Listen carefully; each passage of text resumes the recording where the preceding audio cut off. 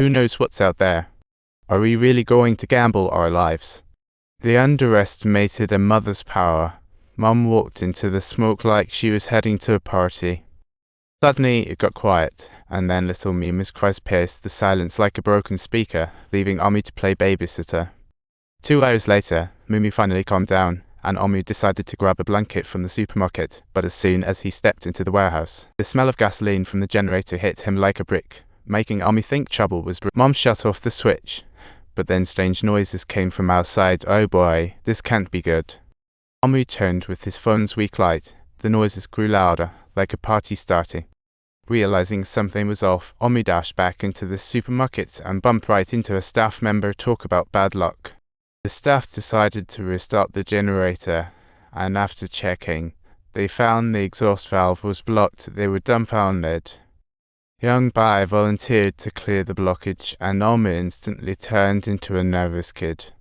Bai's courage led Omu to believe he was merely joking, but surprisingly, Bai bluntly stated, "You're just scared." Amu's response was, "Don't say that, I just want to live." The old man chimed in, "You won't go and don't want him to either. That's just stingy."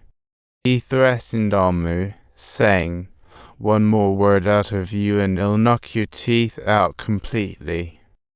The smoky entrance looked just like my morning elevator ride. I turned around, and the crowd's faces turned pale, as if they saw aliens. An octopus tentacle suddenly shot inside the door, as if it were part of an alien show that had gone terribly wrong, astonishing everyone. I was yanked up and flipped over. Those who doubted Omu instinctively stepped back. Omu begged for help, but even with the supervisor, it was hopeless. Definitely an octopus predicament. The mere touch of the tentacle caused Bai to scream out in agony, as if something had gone terribly wrong on a karaoke stage. The manager grabbed an axe but hesitated to use it. Then the octopus yanked him out with even greater force. Bai slammed against the roller door, his survival instinct kicking in as he gripped onto it tightly. Omu desperately held on, but the octopus extended more tentacles. It was truly a game of catch me if you can. After all, Omu had a son to care for, and in the end, Bai paid for his bravery. In an instant, he was pulled into the fog. His health insurance would be maxed out. What bad luck. As the octopus prepared to retreat, at this moment Omu swiftly grabbed the axe, displaying immense bravery. Just like a true superhero, this was absolutely his moment for revenge. The old guy realized his mistake. If he hadn't threatened Omu, Bai might still be here. Omu was furious, throwing punches at him. What a stormy, terrible day it has been today. Omu earned everyone's respect, and those who opposed him became his followers.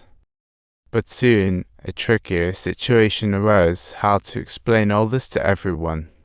Omu thought of Old Black and rushed to him, hoping his lawyer status would convince everyone. Little did he anticipate that Old Black would perceive Amu's actions as merely a prank. What a wasted effort, truly regrettable. Even though everyone tried to explain, Old Black still didn't believe it, claiming it was all too far-fetched. He thought that a single squid tentacle on offer in the supermarket could never convince him to buy it.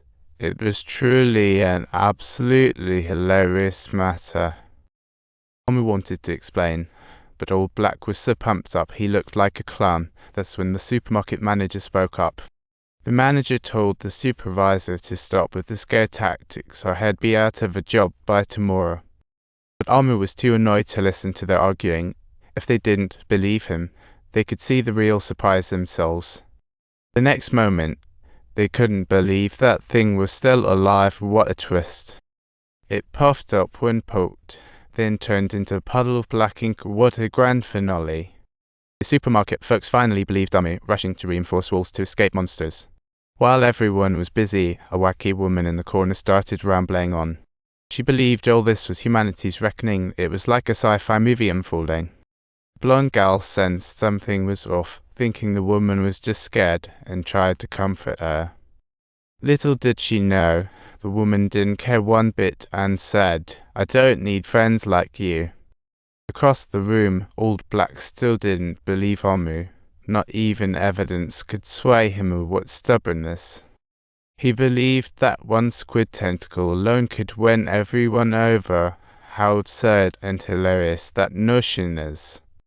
At that moment, the old woman started mumbling again, blaming humanity. I just want to tape her mouth shut. The blonde couldn't take it anymore and had to step in to stop her from splitting their unity. The supervisor expressed his fury, saying, "Shut up immediately, or I'll tape your mouth shut for good." That finally silenced her a bit, but then the old guy asked the manager if they had any guns.